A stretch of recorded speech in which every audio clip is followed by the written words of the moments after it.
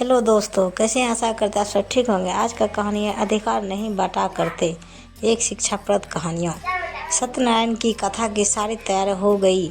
छोटी बहू माँ जी ने यह बात बड़ी बहू दीप्ति से ना पूछकर छोटी बहू रिया से पूछी तो दीप्ति के मन में एक टीस से उठ गई। हर बात रिया से ही पूछ लो, खाने में कब क्या बनेगा, घर में क्या राशन आएगा। मैं तो जैसे इस घर की कुछ ही नहीं। डाइनिंग साफ करती हुई दीप्ति का यह बरवरना पास ही अखबार पढ़ते कैलाश जी सुन रहे थे।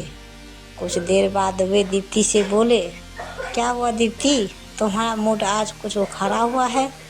नहीं बाबूजी, ऐसा कुछ नहीं। दीप्ति ने यह कहकर बात टालनी चाहिए, मगर कैलाश जी की अनुभवी आंखों से वह बच ना सकी। देखो बड़ी बहू, तुम अपना गुस्सा मन में दबा कर रखोगी तो वह और भी बढ़ जाएगा, इसलिए तुम्हारे मन में जिस बात को लेकर गुस्सा है वह कह दो।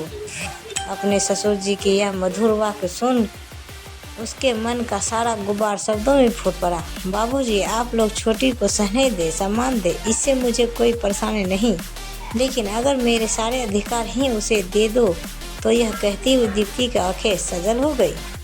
तभी उसकी सासू माँ यानी सरला जी वहाँ आ गए। दीप्ति की सजल आंखें देख वे कुछ समझ नहीं पाई। वे कुछ पूछती उसके पहले कैलाश जी उनके प्रश्नों के उत्तर में बोल पड़े। सरला जी, जो पहले आपकी मनोदशा थी वही आज बड़ी बहू की मनोदशा है। दीप्ति और सरला जी दोनों अचंभित सी कैलाश जी की ओर देखी तो वे आगे बोले, दीप्ति, तुझे आजकल छोटी बहू के आ जाने से जो महसूस हो रहा ना, ऐसा ही तुम्हारे साथ सरला को भी महसूस होता था। जब तुम नई नई इस घर में आई थी तब यह हमेशा मेरे सामने मुंह फुलाकर एक ही बात बोलती रहती थी कि मेरे तो सारे अधिकार दीप्ति ने छीन लिए, अब तो घर में सब उसकी मर्जी से ही होता है। उनकी इस बात पर सरला जी हंसती हुई बोली, अरे आप भी क्या बीती बात लेकर बैठ जाते हैं। किसी भी नए रिश्तों के आने से हमारे अधिकार नहीं छीना करते, बल्कि हमारी जिम्मेदारियां कम हो जाती हैं। मुझे यह बात कुछ देर में समझ आई, मगर समझ आ गई। अब जाओ दीप्ति, तुम पूजा की सामग्री जाकर देख लो। रिया बहू थोड़ा तुम्हारे जैसी अनुभवी है, तुम सालों से घर की सारी पूजा होते देख रही हो। दीप्ति मुस्कुराते हुई वहाँ से चल दी। उसने ऐसी कई चीज़ें अपनी देवरानी रिया को याद दिलाई जो वह पूजा में रखना भूल गई थी।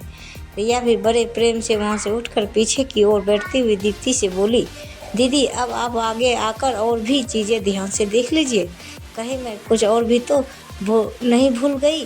देवरानी ने बिना आग्रह से उन्हें भीतर तक स्नेह से भिगो दिया। घर के बाकी लोगों के साथ पीछे पीछे सरला जी और कैलाश जी भी आ गए और सरला जी ने भी पूजा सामग्री की ऐसी 2-4 चीज़ें याद दिला दी जो उनकी दोनों बहुएं रखना भूल गई थी।